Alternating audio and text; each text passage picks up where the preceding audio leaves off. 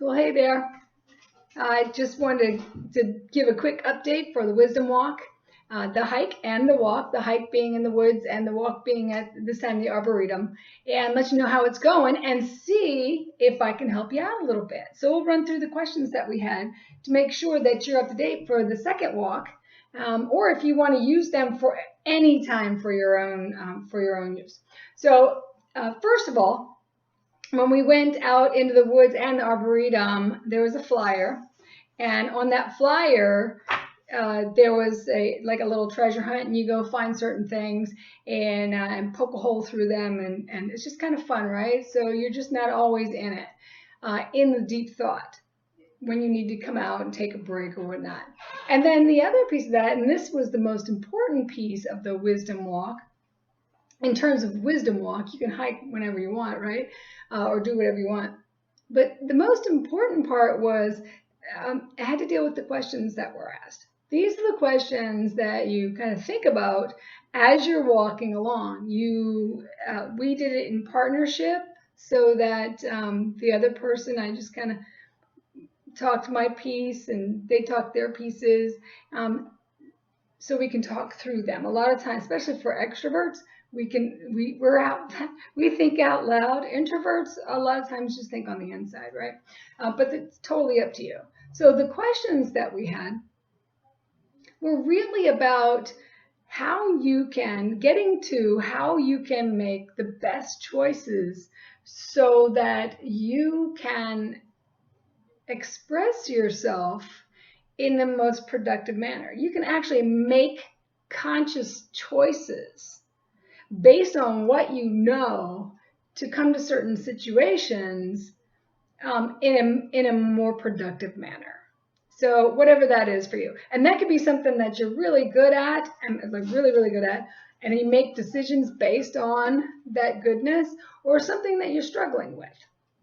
So like the first question is, what is one thing you'd like to know more about yourself? And it could be anything. It could be why you do something good, why you suck at something. It could be why you procrastinate. It could be why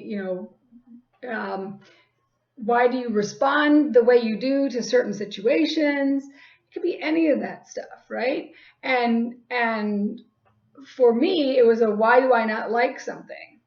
Why do I not like?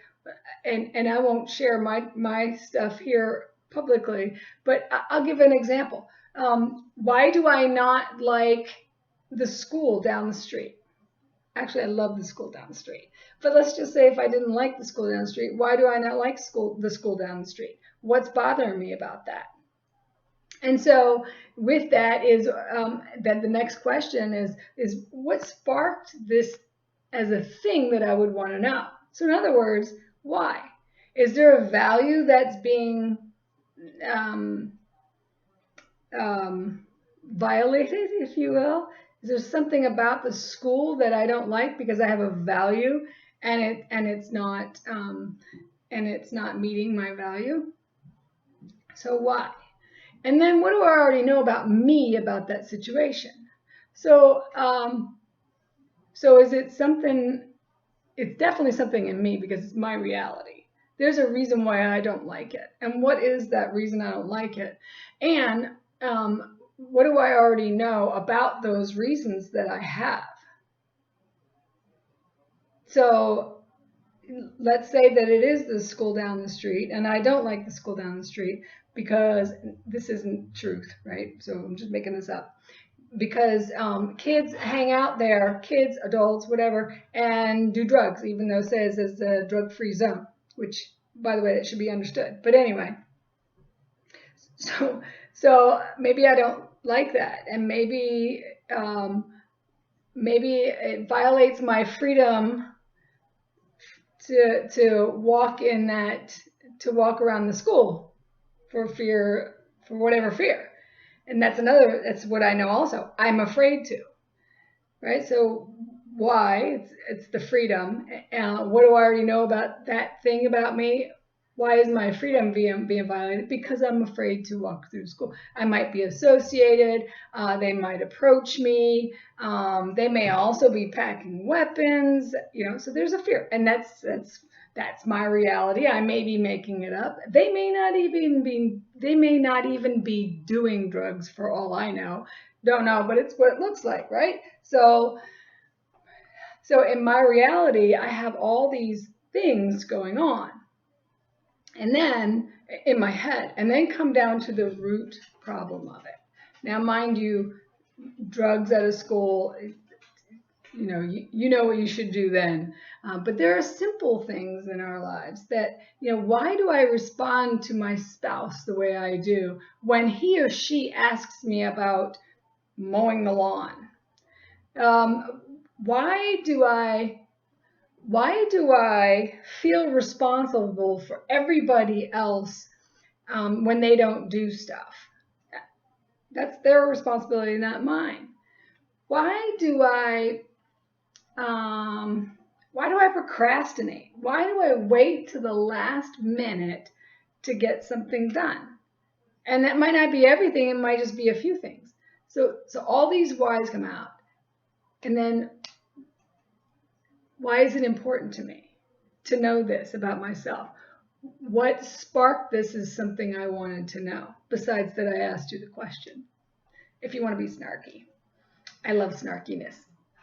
And then what do you already know about yourself? So this is the deep part of it, right? What do I already know about me, and how is this posing a problem for me? And you ask yourself a few times over and over and over again until you get to the root cause of what's going on there. Why is it important to you? I mean, what is causing you to feel those certain ways? And so the next piece, this next part is, what's your support system? What are you going to use? What is around you that you can use so that you can understand better? That doesn't mean look externally for the answers, because the answers are all within you, right? The question is, what is your support mechanism?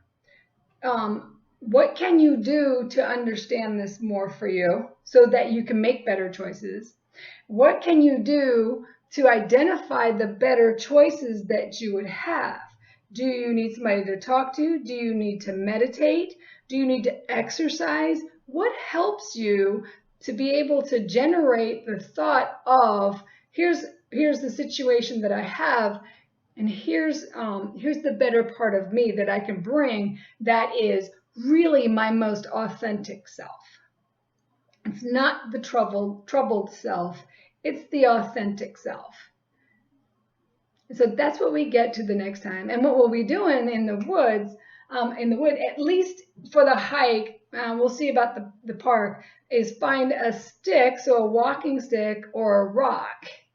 And so you've heard the metaphors, right? You can lean on the stick, something to lean on, or the rock could be like your rock. This is my solid. He or she has always been my rock, been stable, and so on and so forth.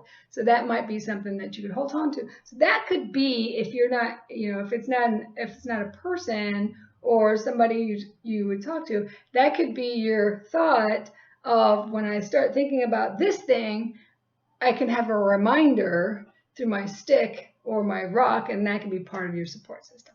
So I hope this helped you out some, and I've got the same questions on the next flyer, along with a couple of more questions of what's your support system.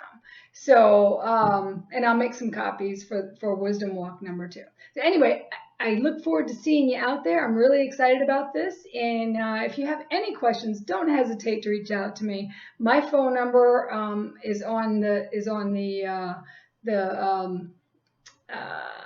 newsletter that I sent out to you. And you can also reach me at corinne.schultz@zoneofpotential.com and ask me any questions that you have. Okay, we'll see you then. Have a great rest of the week. Bye now.